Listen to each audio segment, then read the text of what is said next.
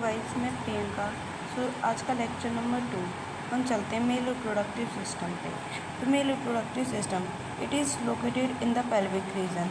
तो male reproductive system हमारे कहाँ पे होता है? पेल्विक रीजन में होता है।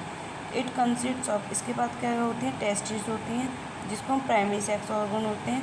सेकंड डक्ट सिस्टम होते हैं, rete testis, vasa efferentia, epididymis and vasa difference.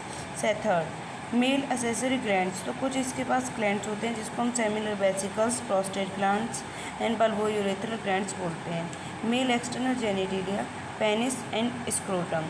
So types of sex organ, कितने टाइप्स के सेक्स ऑर्गन होते हैं इसमें ये बताया गया है हमें। तो दो टाइप्स के होते हैं, primary sex organ and secondary sex organ. So first of all, what is primary sex organ? The organs which are involved in gamete production as well as formation of hormones। मतलब ऐसे organ जिसमें gamete का production हो plus hormones का भी production हो, उसको हम प्राइमरी सेक्स ऑर्गन्स होते हैं। फॉर एग्जांपल हम टेस्टिस ले लेते हैं मेल्स में, स्पर्म जिसमें कि एक हार्मोन्स होता है एंड्रोजन जिसको हम टेस्टोस्टेरोन भी बोलते हैं। एंड सेकंड फीमेल में ओवा होता है एंड एक हार्मोन होता है एस्ट्रोजन जिसको हम प्रोगेस्टेरोन भी बोलते हैं। अब चलते हैं सेकेंडरी सेक्स ऑर्गन पे। सेकेंडरी सेक्स ऑर्गन्स क्या होते हैं? Organ supporting reproduction, helping transfer of gamete, maturation and storage. तो ये मोस्ट इंपॉर्टेंट लाइन है, इसको सही से समझिएगा। ऑर्गन सपोर्टिंग रिप्रोडक्शन मतलब ऐसे ऑर्गन जो कि हमें क्या कर रहे हैं? रिप्रोडक्शन में हेल्प कर रहे हैं गैमेट का ट्रांसफ़र करने के लिए, मैच्योरेशन एंड स्टोरेज में भी। एग्जांपल में हम देख सकते हैं मेल्स में वासा डिफरेंसी होता है एंड एपिडिडाइमस होता है एक्सेट्रा।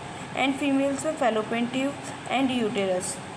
अब ये देखिए, मैंने आपको एक डायग्रामेटिक व्यू से sections of male reproductive system समझाने की कोशिश की है।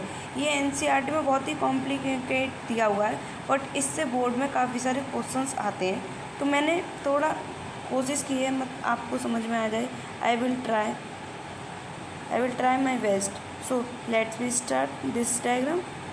ये देखिए, इसकी स्टार्टिंग एक्चुअली यहाँ से है, तो हमने ये बनाया सबसे पहले। What is this? स्क्रोटम। मतलब ये हमारा मेल रिप्रोडक्टिव सिस्टम का सबसे बाहर का पार्ट होता है स्क्रोटम। इसके अंदर होती है टेस्टिस। ये देखिए, मैंने स्क्रोटम का एक सेक्शन व्यू लिया है जिसके अंदर हमें क्या मिलता है?